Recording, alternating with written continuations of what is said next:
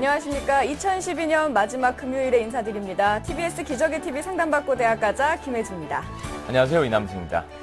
네, 얼마 전 한 포털 사이트에서 설문조사를 했대요. 13세에서 18세 청소년들을 대상으로 가장 선호하는 직업이 무엇인가 물었더니요. 1위는 교사였다고 합니다. 축하드려요. 네. 예, 감사합니다. 그리고 2위는 근소한 차이로 연예인, 3위는 공무원, 4위는 요리사, 5위는 디자이너였다고요. 네, 과거에는 과학자, 대통령, 예술가를 장래희망으로 많이 꼽았던 걸 생각해보면 네. 요즘 청소년들은 안정적이거나 개성있고 실용적인 직업을 선호하는 경향이 있는 것 같습니다. 네, 설문조사에서 그 직업을 택한 이유가 뭐냐 또 물었더니요. 재미있게 일을 할 수 있을 것 같아서 라고 대답을 했다고 해요. 요즘 청소년들 자기가 뭘 원하는지 어떤 직업을 선택해야 하는지 잘 모른다고 했었는데 네. 또 이렇게 대답을 했다니까 기특하네요. 네, 참 돌이켜보면 이것저것 꿈이 많던 시기가 청소년 시절이었던 것 같은데요. 네. 지금 방송을 함께 하고 있는 여러분들의 꿈을 더 많이 주기 위해서 지난 월요일부터 송년 특집 청춘에 바치는 이야기로 찾아뵙고 있습니다. 네, 사회 각 분야의 멘토분들을 모시고 그 청소년들이 어떻게 하면 더 알찬 청소년기를 네. 보낼 수 있을지 그분들의 경험담을 듣고 있습니다. 오늘은 또 어떤 꿈과 희망의 메시지 전해주실지 궁금하네요. 네, 오늘 송년 특집 청춘에 바치는 이야기 그 마지막 강연을 이어주실 분은 비보이를 사랑한 발레리나라는 공연을 성공적인 마케팅을 선보이신 쇼비보이 이창민 대표님이십니다. 안녕하세요. 안녕하세요. 네, 저희 그 송년 특집 청춘에 바치는 이야기 오늘은 이창민 선생님과 함께 해보려고 합니다. 저희 5번째 멘토세요. 너무 네. 응해주셔서 감사하고요. 강의 듣기 전에 학생들에게 대표님께서 어떤 일을 하시는지 좀 간단하게 설명을 해주셨으면 좋겠어요. 네, 저는 그 한국의 창작 뮤지컬인 그 비보이를 사랑한 발레리나의 대표이사를 하고 있습니다. 그래서 전반적으로 비보이를 사랑한 발레리나의 그 마케팅 및 경영 총괄을 하고 있고요. 국내 및 해외 마케팅을 담당을 하고 있습니다. 네, 그렇습니다. 저희 TBS 기적의 TV 상담받고 대학까지 해서 준비한 송년 특집 청춘에 바치는 이야기는요. 케이블 TV 그리고 지상파 DMB, CJ 헬로비전 등 다양한 방법으로 시청하실 수가 있습니다. 오늘의 멘토 이창민 대표님의 이야기 먼저 만나보시죠. 무려 7년 동안 전 세계 180만 명이 넘는 많은 관객들이 관람한 인기 공연이 있습니다. 바로 비보이를 사랑한 발레리나인데요. 공연계의 블루오션으로 평가되며 성공한 공연 비즈니스 모델로 각광받기까지 이 대표의 노력이 있었습니다. 강남의 한 사무실. 연말 공연 일정에 관한 회의가 한창입니다. 공연 진행에 차질이 없도록 꼼꼼하게 스케줄을 확인해야 한다는데요. 오늘 오후 3시에 소정아 어디서 크리스마스 저기 한다고? 그 이야기. 강남하고 명동. 빽빽한 공연 일정을 무리 없이 소화하기 위해서 하루 24시간이 모자랄 정도로 바쁜 시간을 보낸다는 이창민 대표. 오늘은 잠실에서 열리는 공연을 살펴볼 예정입니다. 단 한 명의 관객이라도 만족시킬 수 있도록 이창민 대표를 비롯한 마케팅팀과 공연 스태프들, 그리고 단원들이 매일 땀을 흘리고 있는데요. 말없이 오직 현란한 춤과 예측할 수 없는 구성을 바탕으로 현재까지 130개국에서 공연하기까지 끊임없이 도전한 이창민 대표. 한국의 문화 공연을 세계에 알리고 있습니다. 상당히 좋습니다. 우리 공연 보시는 관객들이 너무 좋아하시고 오늘보다 내일을 위해서 항상 더 열심히 노력하는 우리 단원들 위해서 항상 찬사를 보냅니다. 도전하는 CEO 이창민 멘토가 청소년들에게 보내는 희망 메시지 지금 시작합니다.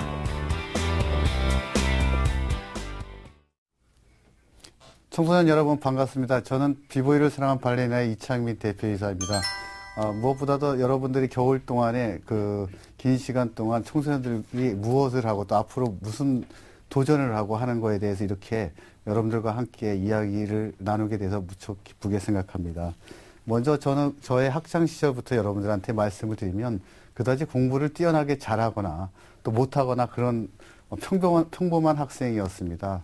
그러나 단지 친구들 중에서 인기가 좋았는데 그 이유는 싸움을 잘하는 친구하고도 잘 어울리기도 했고 공부를 썩 잘하는 친구들하고 어울리기도 했고 또한 그림을 잘 그리는 친구, 그다음 노래를 잘하는 친구, 어느 특정한 계층의 친구들하고 편을 가르지 않고 두루두루 소통을 잘했던 친구였던 것 같아요. 그래서 지금도 현재 고등학교 그 동창 회장직을 맡고 있습니다.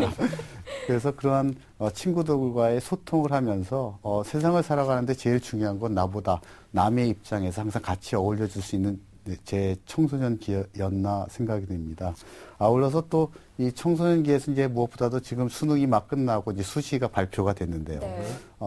이제 많은 학생들의 고민이 이제 어느 대학을 갈 것이냐, 또 어느 학과를 갈 거냐 가장 큰 걱정이었던 것 같아요. 저 또한 여러분들과 같이 수능을 보면서 그런 생각을 했는데 학교를 다니면서 저는 그런 생각을 했어요. 과연 나는 커서 어떤 사람이 될까 하는 걸 많이 고민을 했는데요.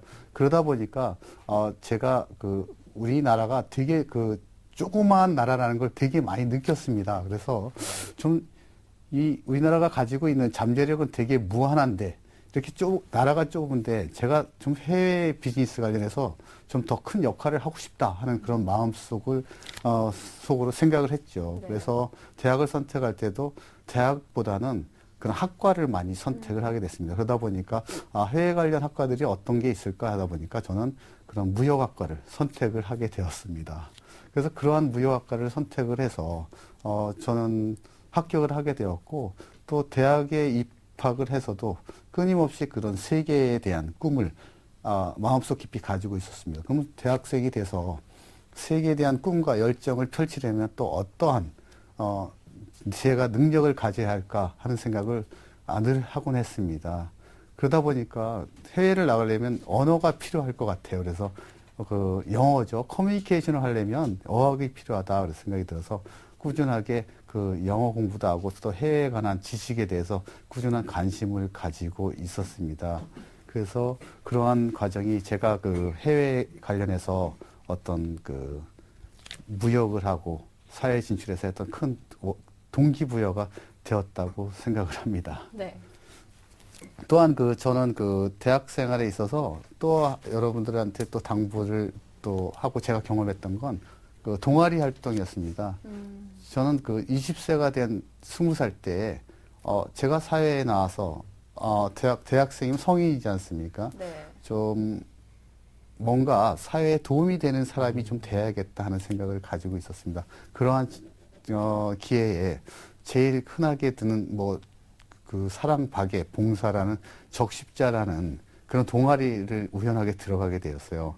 그러니까 그러한 활동이 지금은 많은 학생들이 대학에서 취업을 하려고 어학을 공부한다든지 전문 지식을 쌓겠지만 저한테는 그러한 것보다 제가 성인으로서 대학생으로서 특권을 가지지만 뭔가 남을 위해서 봉사할 수 있는 마음이 있어야겠다.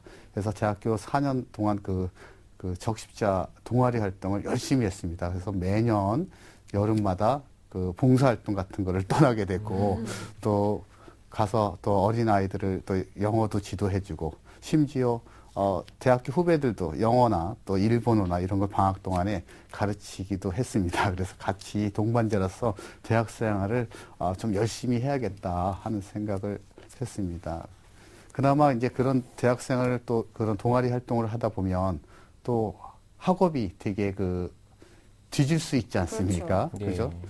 그래서 저는 너무 아까운 시간이, 청춘이라는 시간은 너무나 황금 같은 시간에 내가 어떻게 하면 효율적으로 보낼 수 있을까 하는 생각을 많이 가졌어요. 그래서, 방법이, 제 별명이 악의 씨앗이었습니다. 대학교 다닐 때. 악의 씨앗이요? 예. 좋은 일 많이 하셨는데 왜 좋은 악의 일을 많이 씨앗이었을까요? 했는데, 그 이유는 뭐냐면, 같이 친구들하고 시험을 보면 똑같이 전날 놀고 했는데도 저는 항상 A 이상 학점이 나왔던 것 같고 친구들은 이제 권총이라고 하는데 우리가 F 학점이 나왔죠.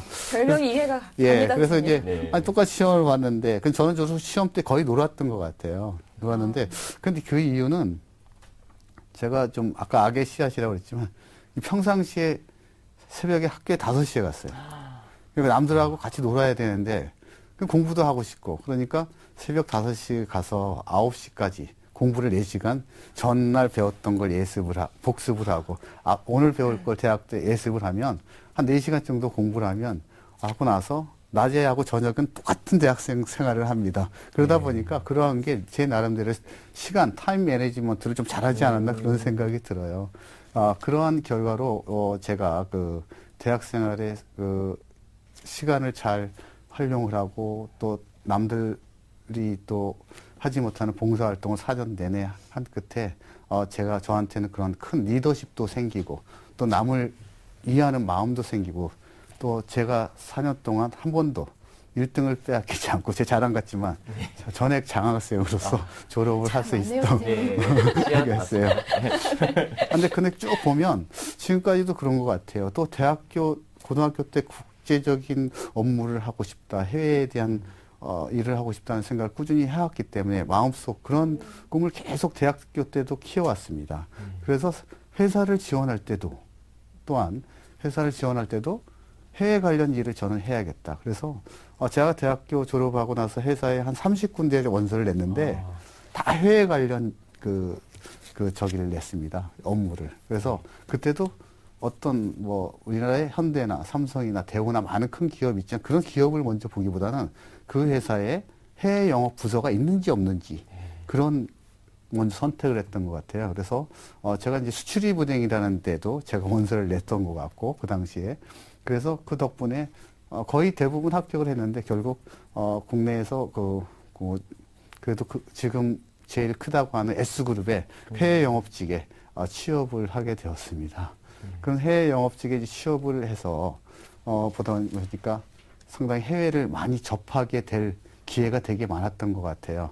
그래서 저는 그런 생각을 했어요. 참 고등학교 때 그런 해외에 대한 꿈을 끝까지 가졌고 그걸 계속해서 또 대학 때부터 관심을 갖고 영어 공부를 열심히 한다든지 외국인들하고 커뮤니케이션을 하려고 노력을 했다든지 그러한 덕분에 또 그 대기업의 해외 영업을 쭉 해왔고 그러한 덕분으로 세계적인 안목을 또 갖게 된 것 같습니다. 그래서 청소년 때부터 꾸준하게 자기가 하고 싶은 생각과 일들을 꾸준히 관철을 해서 열심히 노력을 한다면 제 생각에는 반드시 꿈은 이루어진다.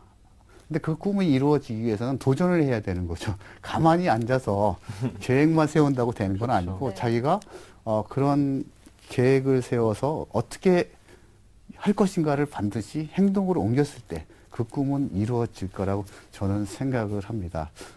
저희 회사에 제가 비보이를 사랑하는 발레리나 대표이사인데 면접을 오는 직원들한테 꼭 물어보는 이야기가 있습니다. 제일 첫 번째 퀘스천이 질문사항이 우리 공연을 보신 적이 있습니까? 저는 우리 공연을 보신 적이 없는 분은 정말 죄송한데 자격이 없다고 생각이 돼요. 자기의 꿈을 실현하기 위해서 왔는데 당연히 공연을 보고 공연에 대한 느낌을 물어볼 텐데 그런 공연을 보지 않았다면 꿈이 없는 사람이죠. 마찬가지고 청소년 때부터 자기가 하고 싶은 일에 대해서 자기 꿈이 있다. 나는 운동선수가 되고 싶다. 과학자가 되고 싶다. 아니면 그림을 그리고 싶다. 그러니까 그런 분야에 다가가서 관련된 책도 읽어보고 물론 영어나 수학이나 기본적인 과목도 공부를 하는 것도 되게 중요하겠지만 관련된 분야를 자기 나름대로 틈틈이 공부를 하는 게 자기의 그 꿈을 실현할 수 있다. 저는 그렇게 생각을 합니다. 네. 이창민 대표님의 학창시절 이야기 들어봤습니다. 네. 그 새벽 5시에도 학교가 문을 여네요. 저도 처음 알았습니다. 네, 저도 처음 알았습니다. 예. 아니, 근데 이런 생각이 들었어요. 왜 네. 사회 훌륭하신 분들 보면은 좀 타고났다. 그분은 네. 그렇게 된 운명이었다. 이런 얘기 많이 하는데 네. 역시 뚜렷한 목표 그리고 네. 꾸준한 노력이 있었기에 기회가 찾아왔을 때 냉큼 얼른 이렇게 물어버리는 것이 아니었나 이런 생각을 또 해봤습니다. 네. 선생님 대표님 장학생 4년 장학생으로 대학 생활 하셨다고 하셨잖아요. 그 이후의 이야기도 또 궁금해요. 그 이후은 회사에 입사를 해서 네네네. 제가 이제 아까 조금 전에도 말씀을 드렸는데 대학을 졸업할 때 해외 관련된 학과를 나왔고 또 그런 고등학교 때 대학을 갈 때도 반드시 학과를 먼저 보고 학교를 나중에 선택을 했습니다. 또한 회사도 반드시 해외 관련된 일이 있는 회사를 먼저 선택을 하고 회사를 선택을 했습니다. 그러나 지금 이제 보면 많은 학생들이 지금 우리가 스카이라고 하죠. 그래서 그런 걸 선동하는데 제가 S그룹에 있으면서 어떤 통계를 한번 내봤어요. 2만 명 중에 1%를 갖다가 선발을 해서 한 네. 5년 동안 일을 잘하는 사원들로 네. 평가를 해봤는데 거기에는 스카이가 10%가 안 됐어요. 사실. 결국 50% 이상이 지방대학교 졸업생들이었고, 저는 그런 핵심적인 업무를 또 했던 적이 있어서, 늘상 공부라는 것은 그런 자기가 주어진 어떤 두뇌와 이런 것으로 인생이 승부가 나는 게 아니고 꾸준하게 노력하고 성취하고 지속적으로 하는 사람들만이 성공을 한다고 생각을 해요. 그래서 저는 그 삼성의 아까 얘기한 그런 회사에 입사를 했지만 네네. 해가지고도 꾸준하게 그 해외 관련 일을 했고 아까도 말씀드린 70개국 이상을 다니면서 저는 비록 총을 든 애국자는 아니지만 대한민국이란 나라가 무역 의존도가 약 90% 이상입니다. 그래서 무역을 하지 않으면 네. 국가가 제대로 돌아가지가 않죠. 왜?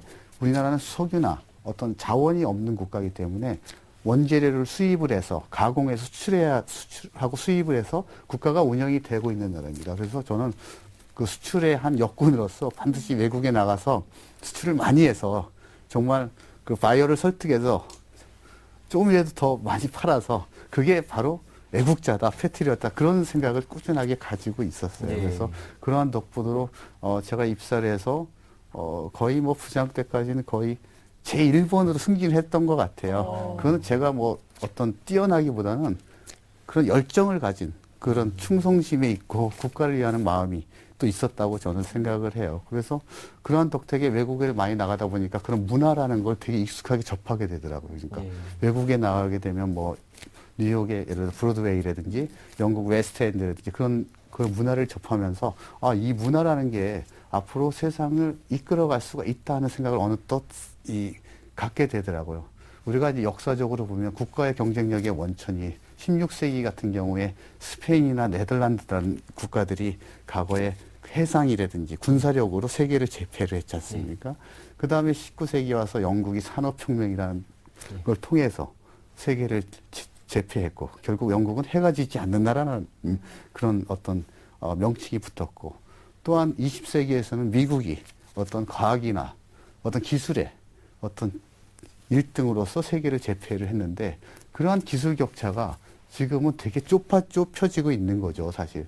그래서 앞으로 다가올 시대는 이미지라든지 이야기라든지 감성이라든지 사람의 마음을 움직이는 그런 문화 예술이 세계를 반드시 장악을 할 거다. 저는 그렇게 생각이 들었던 거예요. 그래서 그런 IT 한국, 지금 대한민국의 경제를 이끌고 있는 휴대폰이나 반도체라든지 철강이라든지 조선이라든지 이런 산업에서 앞으로는 반드시 그 문화가 이런 예술이라든지 그런 한국이 가지고 있는 어떤 뛰어난 콘텐츠가 대한민국을 이끌 수 있다. 저는 그렇게 생각을 합니다. 최근에 여러분들도 알다시피 우리가 싸이가 말씀으로 전 세계를 맞아요. 뒤흔었던 거 네, 봤죠. 그렇죠. 10만 명의 유튜브를 자랑하고 네. 빌보드에 2위, 그다음 영국에서 1위를 했지 않습니까? 그런 걸 보면 우리나라가 가지고 있는 저는 공연 회사의 대표이사지만 음악이라든지 어떤 다른 분야의 예술적인 분야에서도 세계에서 단연 뛰어난 우리 민족이라고 저는 자부하고 싶어요. 단지 이 산업을 어떻게 앞으로 산업화를 하느냐, 세계화를 하느냐, 그걸 위해서 우리가 노력을 많이 해야 된다고 생각을 합니다. 예를 들어서 하나의 산업을, 공연의 가치를 정말 IT처럼 극대화할 수 있는데 우리가 전문 용어로 OSMU라고 합니다. 그래서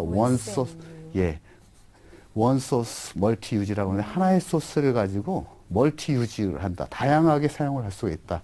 예를 들어서 공연 하나를 가지고 한다면 요새 뭐 최근에 우리 청소년들도 많이 보는 레미제라블이라는 네, 영화. 네. 저 아직 못 봤습니다. 봐야 되는데. 저는 봤습니다.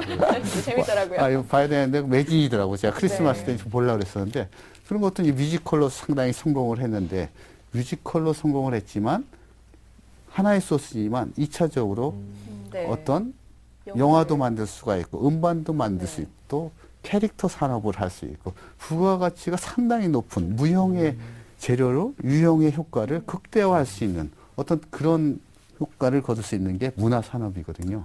그렇다고 하면 앞으로 이제 대한민국의 그런 우수한 콘텐츠들을 개발을 해서 그런 걸 극대화할 수 있는 OSMU 여러 가지 영화나 출판이나 음반이라든지 다양하게 할 수 있지 않습니까? 네. 그런 걸 갖다가 산업화를 하는데 우리는 주력을 한다면 대한민국이 아마 세계를 리딩하는 안에 1등의 문화 국가가 되지 않을까 저는 생각을 합니다. 그러기 위해서 저 또한 지금 비보이를 사랑하는 발레리나 대표이사로 있지만 현재 그 내년 연말에는 영화를 위해서 지금 네. 차근차근 준비하고 있고요. 한 2년 전에 미국에서 모 회사하고 가계약 LI도 체결을 해놓고요. 아직 이제 뭐 시간이 좀 걸리겠죠. 그래서 그러한 순서대로 스텝을 간다면 반드시 저희 공연뿐만 아니라 대한민국 문화예술이 가지고 있는 모든 산업이 산업화를 해서 세계를 리딩을 할 날이 그리 멀지 않았다. 저는 얘기를 드리고 여러 청소년분들도 문화예술 산업이 되게 근데 그렇게 쉽지 않습니다. 여러분이 텔레비 보는 연예인이나 이런 거 되게 쉬운 것 같죠? 절대 쉽지 않다. 시간이 많이 걸린다. 왜? 창작이니까요. 크리에이티브니스는 시간이 많이 걸리는 일입니다. 그래서 인내심이 많이 필요합니다. 그래서 승질 급한 사람은 못해요. 3년, 5년 이렇게 길게 생각을 많이 하고 노력을 하고 투자를 하고 해야 나중에 진짜 성과를 나중에 얻을 수가 있다 하는 그런 말씀을 여러분들한테 드립니다. 네, 이런 생각을 해봤어요. 그 비보이를 사랑한 발레리나도 레미제라블처럼 또 싸이처럼 좀 세계적으로 네. 흥행을 했으면 좋겠다 이런 생각을 해봤고요. 그 앞서 말씀을 하셨지만 그 남들이 부러워할 만한 우리나라 굴지의 대기업에 그것도 핵심 부서에 스카우트가 돼서 들어가셨어요. 근데 아무래도 그곳에서 이렇게 다른 해외에 출장을 많이 가시면서 그 많은 그 문화 사업에 대한 생각을 하시지 않으셨을까 하는 네. 생각을 해봤어요. 네, 그래서 70여 개 국에 나라를 출장 다니셨다고 하셨는데요. 그 중에서 기억에 남는 만한 나라가 있다면 말씀해 주시겠어요? 네, 제가 그 해외 출장을 상당히 많이 갔고 한 나라 중에서 그 중에서 뭐 유럽이나 뭐 미국이나 뭐 뉴질랜드나 뭐 여러 나라들이 있지만 그래도 기억이 가장 많이 나는 스코틀랜드, 영국의 어떤 거 상당히 아름다운 경치도 상당히 뭐 있었고 또 여러분들 잘 알다시피 에딘버러라는 도시에서 프린지 페스티벌이라는 그런 아주 그 환상적인 그 공연들이 2,000개 이상의 공연들이 매년 합니다. 그런데 그 스코틀랜드는 영국이 사실 4개의 나라로 분리가 됐지 않습니까? 잉글랜드, 스코틀랜드, 그 다음에 웨일스, 그 다음에 노던 아일랜드 4개인데 그 중에서 가장 아름다운 경치를 자랑할 뿐만 아니라 가장 많은 자원을 또 가지고 있어요. 국회의 유전을 가지고 있어요. 그래서 거기에 제가 한 3개월 정도 있으면서 상당히 경치도 아름답고 사람들도 되게 우리나라 사람들하고 비슷하게 정이 좀 많다. 그런 생각을 했는데 스코틀랜드가 상당히 기억이 많이 납니다. 네, 대표님, 제가 또 이 얘기를 들었어요. 2 따님분이 있으시다고. 근데 아마 지금 방송을 보고 있지 않을까 이런 생각을 예, 예. 해보는데요. 아무래도 지금 시청하고 있는 학생들과 같은 또래죠. 예, 저는 2 딸이고요. 그 지금 대학교 4학년하고 대학교 2학년에 지금 재학 중에 있습니다. 벌써 입시를 끝난. 네, 예, 끝냈을 것 같아요. 그 따님들에게는 예. 그 이제 입시를 준비할 때 어떤 이야기를 많이 해주셨는지 궁금해요. 2 딸에게도 똑같은 얘기를 했습니다. 뭐 대학도 되게 중요하지만 과연 어떤 전공을 해서 내가 앞으로 어떤 사람이 될 건지 큰 그림을 그리는 게 되게 중요하다. 그러니까 후에마인 내가 과연 누군지, 난 뭘 잘하는지 그거를 제일 발견해서 앞으로 큰 애는 지금 심리학을 전공을 하고 있습니다. 그래서 심리학을 전공해서 앞으로 교수가 되고 싶다고 하는데 그럼 교수가 되기 위해서는 어떠한 스텝을 또 밟아야 하느냐 과정을 먼저 그런 걸 자기가 따져보고 진로를 하고 있고 둘째 딸은 이제 미술을 지금 전공을 하고 있습니다. 그래서 미술 전공하고 있는데 그 아이에게도 본인이 좋아하고 원하는 일을 하게끔 자기가 선택을 하게끔 자연스러운 그 모티베이션을 줬죠. 네. 네. 또 하나 질문 드리자면요. 이 대표님의 학창 시절과 비교하면 요즘 학생들 뭐 다르다고 느끼는 점 있을 것 같은데 어떤 점이 다른가요? 저희 때 학생들은 되게 수줍은 학생들이었습니다. 사실 상당히 선생님들이 이렇게 지시하면 잘 따르고 네. 또 했고 수줍었고 사실 어떤 엄격했었죠 선생님들이. 그래서 그렇다면 요새 학생들은 너무나 끼가 많고 장점이 많은 것 같아요. 상당히 자기가 원하는 걸 마음대로 얘기도 할 수 있고 표현을 자주 한다. 그런 게 너무 좋은 것 같아요. 단지 표현을 자주 하고 잘하는 거는 좋은데 거기에 대해서 이제 책임감은 좀 떨어지지 않나 그런 생각이 좀 들어요. 그래서 다소 책임감 있는 표현과 그런 자유를 얘기를 한다면 더 좋지 않을까 저는 그런 생각을 해봅니다. 네, 감사합니다. 네, 여러분은 지금 TBS 기적의 TV 상담받고 대학 가자 비보이를 사랑한 발레리나 대표 이창민 대표와 함께하고 계십니다.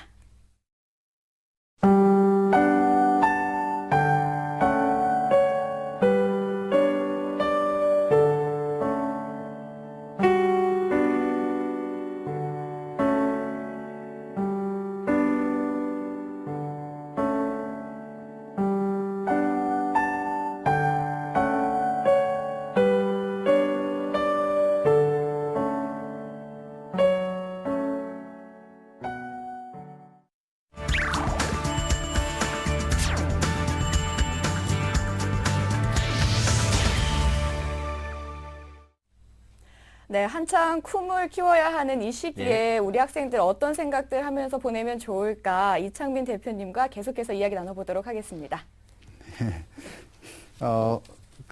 제가 여러분들한테 오늘 아까 앞서서는 제가 저의 경험을 좀 얘기했고, 지금 여러분들한테 청소년들이 앞으로의 성공하는 인생을 살려면 어떻게 도전을 해야 되는가 몇 가지 제가 여러분들에게 말씀을 드리겠습니다.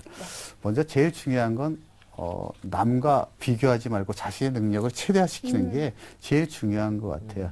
제가 사실 운동을 되게 좋아합니다. 그래서 축구도 좋아하고 하는데 그런 얘기를 많이 하죠. 제가 열심히 축구를 지금부터 밤새도록 한다고 제가 박지성이가 되고 기성용이가 될 수가 없는 거잖아요. 제가 그런 것 같아요. 그렇다면 나는 내가 과연 무엇을 잘하는지를 제일 잘 파악하는 게 중요한 것 같아요. 그래서 도화지에다가 큰 도화지에다가 제가 잘하는 거, 제가 못하는 거, 그 다음에 나의 강점, 나의 약점을 이렇게 표시를 해가지고 쭉 적어봅니다.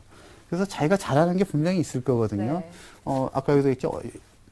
진짜 좌뇌가 발달해서 영어 수학을 잘해서 정말 그런 학생, 성적이 우수한 학생도 있지만 또 우뇌가 발달을 해서 어떤 문학을 잘한다든지 그림을 잘 그린다든지 뭐 노래를 잘한다든지 그런 거를 잘 이렇게 자기가 먼저 파악을 하는 게 가장 중요하다고 저는 생각을 해요. 네. 그게 첫 번째인 것 같아요. 그래서 그 잘하는 분야, 자기의 강점을 극대화하는 거. 그러기 위해서 노력을 해야 되는 거. 내가 영어 수학을 잘해서 예를 들어서 서울대나 인류대학을 간들 거기서 노력을 안 한다면 거기서 정체죠.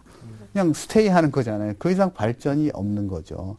그렇기 때문에 아까도 말씀드렸듯이 우리나라에 소위 명문대를 나왔지만 대기업의 CEO의 10%가 안 되는 거죠. 명문대 취직. 그냥 자기의 능력만 믿고 노력을 꾸준히 하지 않기 때문인 것 같아요. 네. 그래서 자기의 장점을 좀 극대화시킬 수 있는 그런 걸 하면 성공할 수 있는 요소가 더 크지 않을까 그런 생각이 듭니다. 네.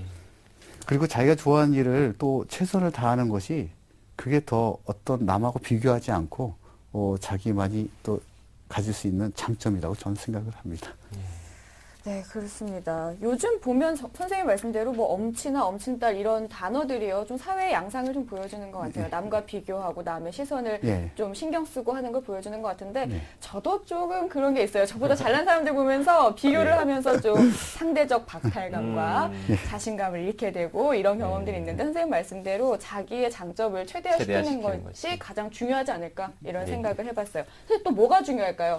그 다음에 이제 아까도 우리 이제 자기의 장점을 얘기했는데 우리 이제 비보이들이 있습니다. 세계 비보이 챔피언이죠. 대한민국 세계 비보이들은 2002년도 세계 챔피언이 된 이후에 현재까지 단 한 차례도 세계 챔피언을 뺏겨보질 않았어요. 사실 그 이면에는 그들이 꾸준한 노력을 한 것이 하루에 4시간에서 5시간 동안에 꾸준한 노력을 해서 정말 대단하지 않습니까? 그들이 옛날에는 진짜 춤을 추는 아이들 하면 선생님 계시지만 진짜 쟤는 춤을 추니까 공부를 안 하는 아이 쉽게 해서 거리의 반항아 부모님이 보기에는 그렇게 뭐 좋지 않은 아이인데 그들의 그런 잘못된 시선과 그 선입관도 있었지만 그거를 자기 나름대로 극복을 할지를 알아야 될 것 같아요. 남의 시선이 중요한 게 아니고 자기 자신이 정말 내가 이걸 극복하고 최고가 되겠다 하는, 1인자가 되겠다 하는 그런 의욕을 가지고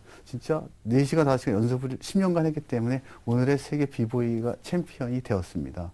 그들처럼 다른 분야에서도 꾸준하게 자기가 그 세계 제일의 나만이 가진 장점을 아까도 얘기했지만 극대화시킨다면 노력하면 되면 최고가 될 수 있다고 저는 생각을 합니다. 그 다음에 그게 연관해서 그런 열심히 한다는 건 결국 성실성이지 그렇죠. 않습니까? 예. 그래서 사실 성실성은 제가 그 대학교 1학년 때 저의 멘토가 있었습니다. 교수님 누굴까요? 계셨는데요. 아, 네네. 지금은 이제 정년 퇴임을 하셨는데 그분 대학교 1학년 때 뵀는데 제일 먼저 저한테 얘기하신 게 공부를 열심히 하라. 도 아니었어요. 딱 하나. 성실해라. 그런 말씀이었어요. 그 성실하다. 성실하라는 말은 여러 각도에서 쓰일 수 있는 말인데 참 어렵더라고요. 그래서 우리가 중용이라는 그 중국의 철학에 보면 불성모물이라고 그런 얘기가 있어요. 그러니까 성실하지 아니하면 아무것도 얻을 수가 없다. 모든 일에.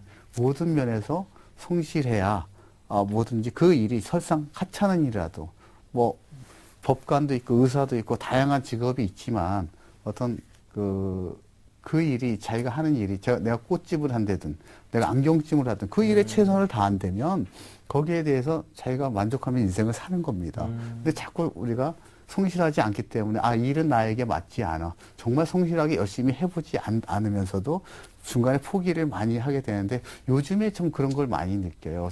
요즘 젊은 분들이 하다가 쉽게 이렇게 포기하는 경향이 되게 많아요. 이력서를 보면 한 10년 됐는데 한 20가지 써오면 정말 진짜 10년 동안에 어느 것도 전문성 있는 일이 별로 없는 것 같다는 생각이 듭니다. 그래서 그런 성실성을 정말 중요하게 저는 생각을 합니다.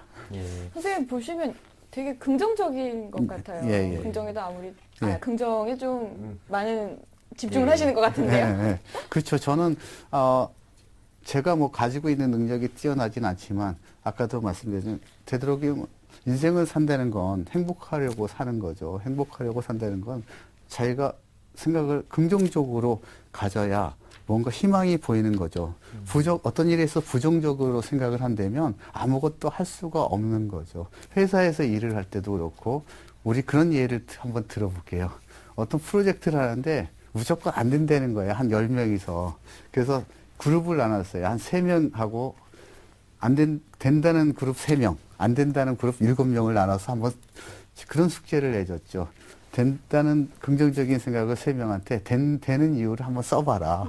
안 된다는 이유를 또 써봐라. 이렇게 해봤더니 안 된다는 이유는 한 10가지밖에 안 되는데 그 3명의 소수지 않습니까? 네. 된다는 그 3명밖에 안 되지만 100가지의 아이디어가 나왔어요. 그러니까 사람이 생각에 긍정적인 생각을 가졌을 때 반드시 성공이란 단어가 올 수가 있는 거죠. 우리가 이제 역사를 돌아가서 뭐 우리 다산 정약용 선생님도 정조대왕이 이렇게 승하하신 다음에 우리가 전라남도 강진이나 해남으로 유배를 가셨지 않습니까? 네. 그 18년 동안 유배를 당하면서도 사실 나같이 그 유능한 학자가 유배를 당하면서 좌절할 수도 있는데 네. 그 유배 동안에도 우리가 학생들이 잘 아는 목민심서라든지 그런 책을 약 무려 500권이라는 책을 지셨지 않습니까? 정말 대단하지 않습니까? 그런 좌절 속에서 자기가 해야 될 긍정의 힘을 가지고 했고 또 여러분들 뭐 우리나라의 전자회사는 아니지만 일본의 유명한 파나소닉의 전자회사인 창업자인 마츠시다라는 분이 있습니다. 그분이 하는 얘기가 있습니다. 오늘의 자기가 있기까지 가장 큰 성공의 요인은 어렸을 때 자기가 병약하고 네. 또 집이 가난했기 때문이었다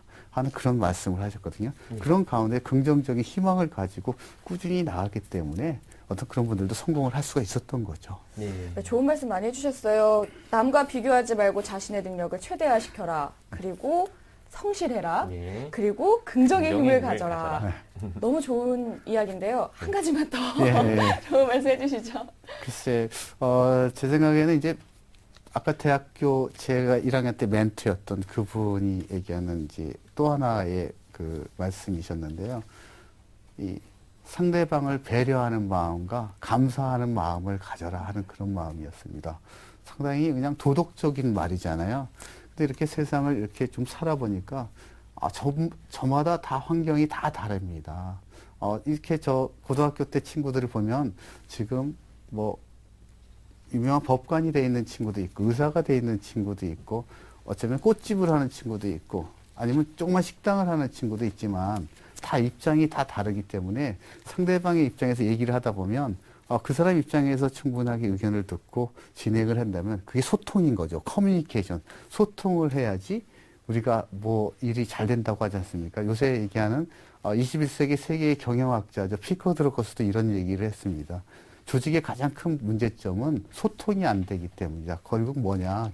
기업에 있어서도 보면 어떤 사람을 뽑는 인사부서나 돈을 관리하는 재무부서나 생산을 하는 생산부서라든지 이런 부서들이 서로 소통을 안 하는 이유는 상대방에 대해서, 상대 부서에 대해서 별로 관심을 안 갖고 자기 주장만을 하는 거거든요. 그리고 모든 게 상대방에 있는 처지에서 생각을 한다고 배려를 한다면 얼마나 아름답고 행복하겠어요. 그리고 감사할지 않은 마음을 간다면 충분하게 우리가 세상을 아름답게 좀 살아갈 수 있지 않나 그런 생각을 해요. 그래서 지금도 저는 개인적으로 아까 고등학교 친구들을 모임을 이렇게 자주 하는데 네. 보면 제일 편하게 만나고 이렇게 얘기하는 친구들은 유명한 의사나 유명한 법관이 아니라 오히려 평범한 진짜 꽃집을 하는 친구들 아니면 조그만 가게를 하는데 조그만 식당을 하는 친구들하고 자주 어울려서 서로 사는 뭐 수준이라고 그럴까요? 레벨이라고 그러나 그런 거는 더 의미가 별로 없는 것 같아요. 사실 우리가 제일 세상을 살아가는데 요새 제가 많이 느끼는 건 내가 어느 식당에서 어느 위치에서 밥을 먹느냐가 중요한 게 아니고 어디 좋은 데 가는 게 중요한 게 아니고 나랑 누가 행복한 사람이랑 내가 좋아하는 사람이랑 내가 편한 사람이랑 나하고 소통하기 쉬운 사람하고 짜장면을 먹더라도 그게 더 편한 거라고 저는 가장 생각을 해요. 또 공연을 하면서도 마찬가지죠. 정말 최고의 공연장에서도 할 수도 있지만 때로는 뭐 그냥 평범한 공연장에서도 해야 될 때가 있어요. 또 그런 시설이 허락하지 않은. 그럼 거기서 맞춰서 결국 그러한 게 이제 우리 소통을 하면서 상대방에 대한 배려와 감사하는 마음을 가진다면 상당히 많은 여러분들 인생의 행복의 의미를 가질 수 있고 사람이 행복한다는 건 결국 딱 한 가지인 것 같아요. 살아가면서 내가 하는 일에 있어서 그 일이 이 세상에서 조금이라도 도움이 되는지 안 되는지 그거를 판단하면 될 것 같아요. 세상에 내가 이왕이면 사회생활하고 살아가는 존재가 있는데 그 의미가 사람들에게 감동을 주고 좀 도움이 되면 얼마나 행복한 거잖아요, 사실.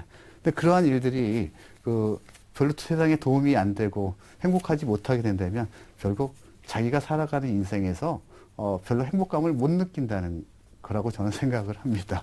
네. 네, 친구들이랑 이런 얘기 많이 하거든요. 나중에 나이 들면 수준이 맞아야지 친하게 지낼 수 있다더라. 네. 이런 얘기 많이 하는데 그 수준이 어떤 것에 대한 수준인지 대표님 말씀 통해서 다시 한번 생각해 보게 될 것 같아요. 네. 네. 네, 이제 대표님 말씀 듣고 이제 제가 좀 궁금한 게 있어가지고 몇 예. 가지 좀 질문 좀 예, 드릴게요. 대표님께서 불성무물, 즉 성실하지 않으면 아무것도 얻을 수 없다라고 말씀해 주셨는데요. 예. 앞에서 말씀하셨지만 대학 시절 새벽 5시에 일어나서 매일 4시간 동안 예습을 하셨다고 하시는데 지금은 어떠신가요, 대표님?